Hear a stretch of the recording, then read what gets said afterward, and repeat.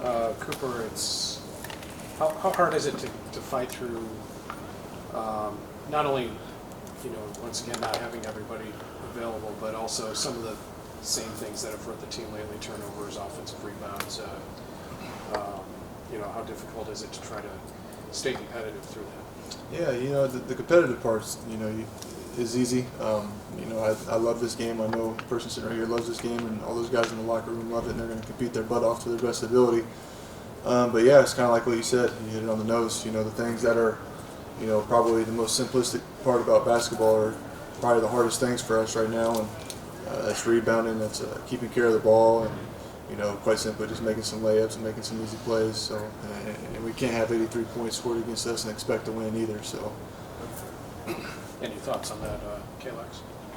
Yeah, it's the same thing. I know, just from an accountability standpoint, when Coach came in the locker room, just harping on turnovers and stuff, he was like, you have 4 travel calls or turnovers or whatever, and you just got to be better in those areas if you expect to win. You can't give a team, 10, 15 plus whatever shots more than what you get, so you expect to win. Those are just, things that we can control as far as like turnovers, making simple plays and stuff like that. But yeah. Can you guys both talk about defending Drake? They go 15, 15, 14, 15, 14 in their starting lineup. It's rare that you have a team that can be that balanced. How difficult is it to stop a team like that where all 5 of their starters can score? It's tough. They've got a versatile squad, and even the guys that are on the bench, that come off the bench with Hemphill, Brody, and whoever else he brings. They're really versatile. They've got a really good team, and it's tough. It's tough for us to sit there and try to get 5 guys who can guard consistently. And try to hold teams under 65 points a game and put yourself in a position to win. But like I said, it's tough for us right now. It's something that we've got to figure out, and something that we've got to come together at. Whoever the 5 on the floor is, we've got to come together and figure it out ourselves. So. Yeah, they're a great team. A lot of, I want to say like size, but they got guys who they're just gonna get after it. Props to them. The point guard Penn, you got Murphy, you got all those guys. Who's very versatile, could drive it, post up. They love the mid-range game more than anything.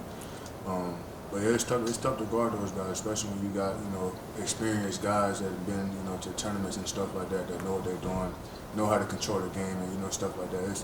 It's a tough matchup. So. Again, for both of you guys, one thing I thought they kind of did well, even though you guys made 10 three-pointers, is they did a good job stopping that catch-and-shoot three-pointer. They had a body there on those. Can you illustrate that, what they were doing? Yeah, they did a really good job at top blocking. I think most teams have figured out, between me and Hobbs, what we're going to try to get to, and where our strengths are at. We've got to be able to use our other strengths and get open shots for our teammates, or quite simply not take that 3 and get to another an action on the floor. And myself tonight going 0 for 5, whatever it was, I've got to be able to understand that. You go 0 for 2, go 0 for 3. You got to look to something else, and just trying to help my team out. I got to do whatever I need to do to help us win. And like you said, though, it's a tough team. They did a really good job tonight. Defending us and top blocking and taking things away from us that we wanted to do too. So. Yeah, and that's a piggyback on that. I think how they top blocking Cooper and us because they're shooting a high clip. We just got to have other guys like myself and Julian, to be able to get those guys open, be able to get them, their spot shots, and, get them open and stuff like that. But, they credit them. They knew that, those guys were shooting a high clip. They took that away. They know we love, to get up a lot of threes. And, that's probably was, if not the top thing on their scouting report, like, guard the three-point line. So they did a good job at that. How hard is it to fight through just lack of continuity? I know, the thing you guys may say is it's next man up, but it's always a different man that seems to be out. How hard is it for this team to? It's hard to have any steady ground to stand on when almost everybody's taking a turn being out of the lineup for various reasons. How hard is it to fight through that? I think you said it's always next man up, but it's really next man up though, for real. at this point, you never know who's going to be out, who's playing, who's available. Is exactly what it is. And that guy just got to be ready to play. I mean, Crawford, I think Crawford came in and gave us great minutes, rebounded the ball pretty well, defended. He just got to be impact out of it. De'Aaron Tucker, came in, got a few stops, rebounds. Your name is called, you just got to be ready to play, and that's exactly what it is, I think. Yeah, he hit it on the nose. It is next man up, and that's what at this level it's got to be. You don't powder moan. If you're missing your better players or your role players or whoever you're missing, you've got to be able to have next man up. And whatever five's on the floor is typically, that's our belief that we're going to win that game. And obviously just coming up short in these last few ones, and I take it on responsibility myself. Missing the last few games, but kind of at mercy to some protocols and stuff like that myself. But at the end of the day, we're not going to use it for an excuse. Why we are what we are in the league. We just got to be able to continue and do the process each and every day, and understand that whoever's on that five, we got to have belief in each other and belief in that we can win every single game. So. Anything else, guys? Just credit Drake. Thought they imposed their will there in the second half. I thought we competed, got it down to about 4 there with I think 9-10 minutes to go, and we were battling, and they made some big time plays. I thought made some tough shots. I thought they in that last 10 minutes got every offensive rebound, beat us up on the glass. Thought we got away from. We had, not necessarily turnovers, though we had some turnovers once the game got out of hand, but we had some shooting turnovers. I think we had 3 or 4 consecutive where, we take a bad layup at the rim, it gets blocked, take a bad 3, and then take 2 more bad rim shots that get rejected. And that gave them transition, and then, those shooting turnovers got them out on the break, and then they were able to convert, and it goes from 4 to 11 pretty quickly. And but again, they're a really good team. They're in first place for a reason.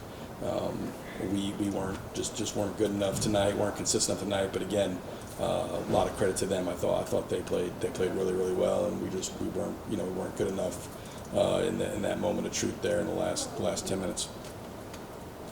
Josh, again, continuity, a problem again. No Mike, I'll ask you about that in a second. But, Cam goes out, and then Xavier's foul trouble made it hard to create defensive matchups that you probably would have liked. And the other way around, on the other end, it's something you guys have been fighting through a lot lately, but, how against a team like Drake's caliber, how difficult was it tonight? Yeah, I mean, it's challenging. You obviously would like to have your guys available. It just hasn't been the case all year. We've had to manage those situations, and we've done a pretty good job, I think, of navigating those. The guys haven't, hung their head. We had a lot of guys, empty the tanks and lay on the line tonight. I thought, effort Calix gave, the effort, we can get it. Nobody played perfect, but, I mean, those guys emptied the tanks, gave it everything they had.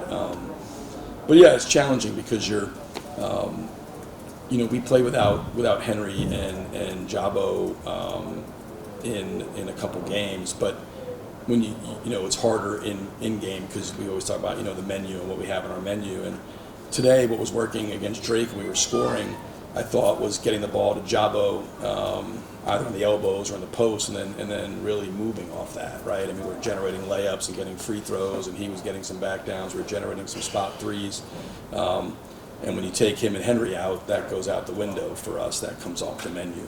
And, and Henry's physicality and ability to guard and his versatility defensively. So when you don't have your best players, it's obviously creates challenging situations. But end of the day, we've always talked all year, we have enough, we're not going to make excuses. We're going to try to find solutions. And, playing without Micah, playing without Henry, playing without Jabo, against a team the quality of Drake, it puts you in some unconventional situations. We had to be better with the stuff we can do with that lineup, where you got Julian and you got Calix and you got Coop and you got Hobbs and you got Cam Crawford on the lineup. We play together a lot. or ever. But but there are ways for us to generate quality shots, and I didn't think we did a great job. I thought we were pretty stagnant, when that lineup was in. And then the defensive end, again, you got to tip your cap to them. But again, the matchups were a little bit harder, and Henry gives us. He's our best rebounder.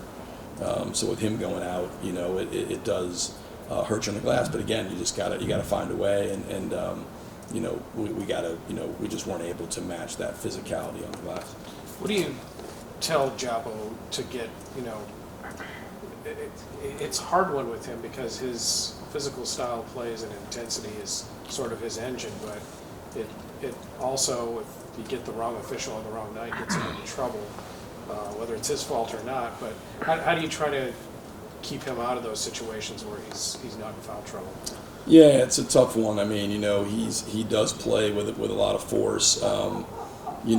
Tonight I thought, he committed probably 2 fouls that were just, mental errors. The one on the out of bounds under for his second foul was for no reason. It was a screen going away from the ball that he grabs a cutter. It's just there's absolutely no purpose, and his fourth foul was debatable. I think you could get it. We ran an action, and Coop was coming off. The guy was chasing him, and Jabo was going to hand it and turn his body as the Coop cut over the top of him, and he got called for that a couple times early in the year. But I don't remember the last time he got called for it. It's definitely not been in Valley play, and that guy gets dinged for his fourth there. His fifth was on a rotation with to DeVries for 3, and you can't foul a jump shooter regardless of the circumstance. There's a couple that were tough calls, a couple that were probably bonehead plays on his part, but he's too valuable to do that, and that's the thing where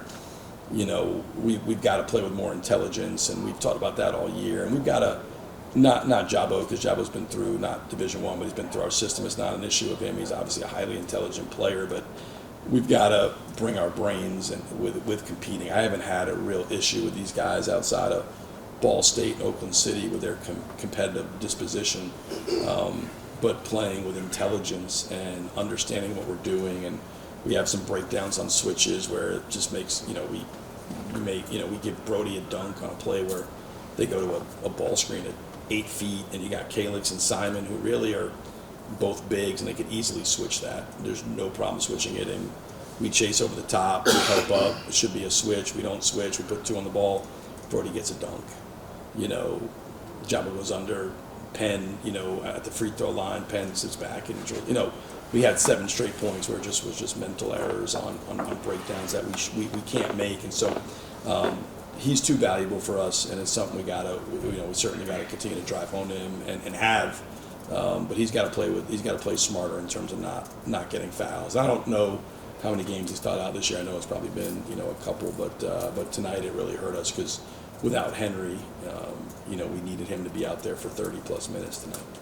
Yeah, what happened with Cam, and also what are Micah's prospects going forward as well? So Cam tweaked his ankle in the game. I didn't see what happened. I just saw him hobbling with about 5 minutes to go, and we called timeout just to get him out of there. And he went back and saw our medical staff, and they just said he couldn't go in the second half, that he didn't have enough stability in the ankle. I don't know if, I guess tomorrow with the weather is an off day, so we're not going to practice, and I think they won't see anybody, so I assume we'll see somebody on Friday and have an idea of how significant it is. He missed, obviously, the Southern Illinois game with an ankle. I don't know if it's the same one or not, but I know he tweaked his ankle, prior to that game in practice. So, and then Micah, he got his hand caught in a jersey, I think, at Bradley, is what he said. So that happened on Sunday. We didn't know about it till Monday.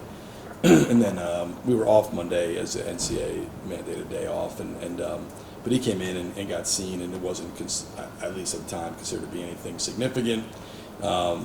We went to practice Tuesday, and he wasn't able to go. He said, obviously pain in his hand, so we went in and made sure, obviously, that we didn't miss anything, the imaging and x-rays and all that stuff. Everything came back normal, so there's no structural damage or anything like that. It's basically with Micah a pain tolerance issue, you know, and he just says he's in too much pain to play.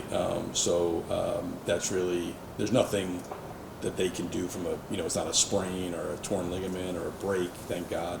It's really just his level of pain tolerance, and if he thinks he can play, and once he says he feels like he's able to do that, or there's a tape job that feels good on the shooting end, then he'll be able to go. So we'll have to, I guess again on Friday, hopefully as we get to Valpo, kind of reevaluate both those guys and see if they'll be able to go on Saturday. But if not, it's what we've dealt with all year, and you just gotta, figure it out. Nobody's gonna feel sorry for you, and there's no excuses, no, woe is me. We gotta find solutions with the bodies we have, and I thought tonight, everything considered, I thought we had enough.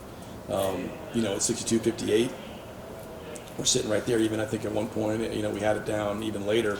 I think it was 68-62 maybe, something like that, or maybe it was 66-60. But we were in 6, and and we have our opportunities, and so we're not going to concede anything. We're going to continue to grind away at it and find solutions with the guys that are available. Anything else? Thanks, Coach.